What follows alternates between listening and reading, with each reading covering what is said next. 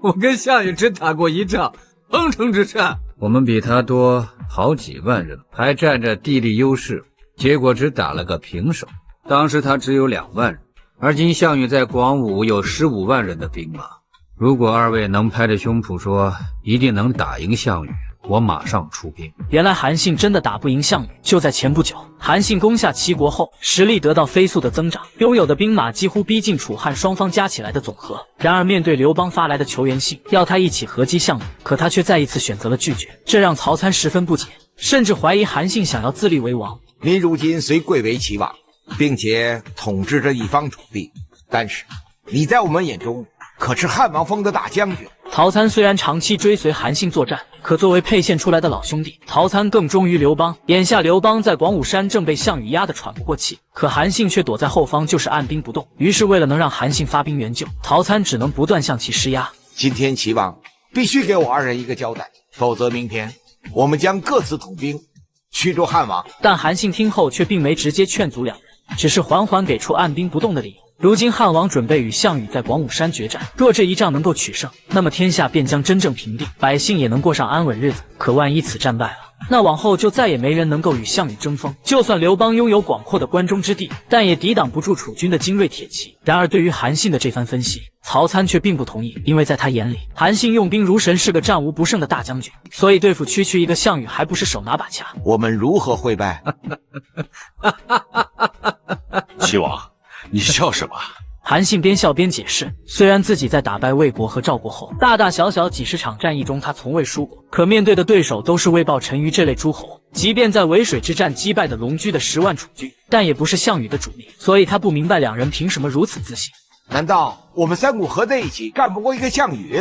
曹参的天真发言让韩信当场笑喷。如果3个臭皮匠真的能顶一个诸葛亮，那刘备还3顾茅庐干什么？韩信知道曹参已经飘了，于是赶紧劝告两人，千万不要被胜利蒙蔽了双眼。要知道项羽可是千古无二的战神，以少胜多的战役更是比比皆是。就说灵璧之战时你俩都在现场，我们兵力比对方多出数万，还占据有利地形，但结果也只是勉强跟他打了个平手。可那时他手下仅仅只有2万兵马。而今项羽在广武有15万人的兵马，如果二位能拍着胸脯说一定能打赢项羽，我马上出兵。一听韩信提起彭城之战，曹参和灌婴面面相觑，主打一个不吱声。这时韩信才说出自己的苦衷：汉王是王，他关心的是他的天下，我韩信是帅，一辈子的将帅，我不能草率对待没把握的仗。韩信的意思很简单，就是没有10倍于项羽的兵力优势，他是绝对不敢对这位霸王动手的。眼看韩信都把话说到这份上，曹参和灌婴也不再劝了，他们只得默默支持这位大将军的决定。而刘邦见韩信始终没有动静，于是就向彭越下达了出兵命令。不料这个盗匪出身的诸侯也是个人精，他觉得仅凭一纸调令就去广武山救援，既捞不到更多的好处，又显得自己太掉价。这不是太傻了吗？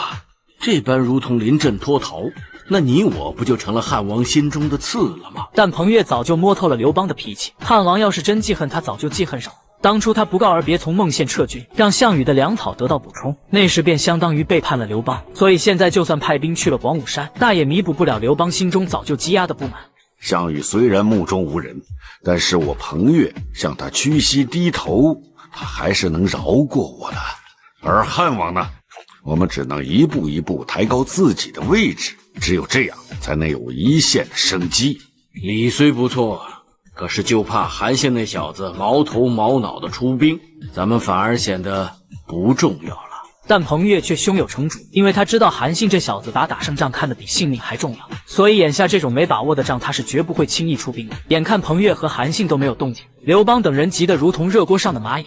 彭越这个人滑头得很，没有力他是绝对不出兵的。韩信这个人他要打胜仗，没有绝对的胜算，他也不会来。在这紧要关头，张良献上了一条计策，只要汉军主动向楚军发起进攻，到时候彭越和韩信就不得不做出选择。不管汉王是输是赢，都关系到他们的生死荣辱啊！好家伙，原来是这样！张良的计策最终获得了刘邦的认同，这位汉王随即下令全军主动向楚军发起挑衅。可项羽却被刘邦这番操作给整不会了，他不明白刘邦葫芦里卖的什么药。要知道此前他不断校正汉军都不肯迎战，眼下却主动出击，于是项羽也决定耗对方一番。传我军令，紧闭寨门，3军不得出战。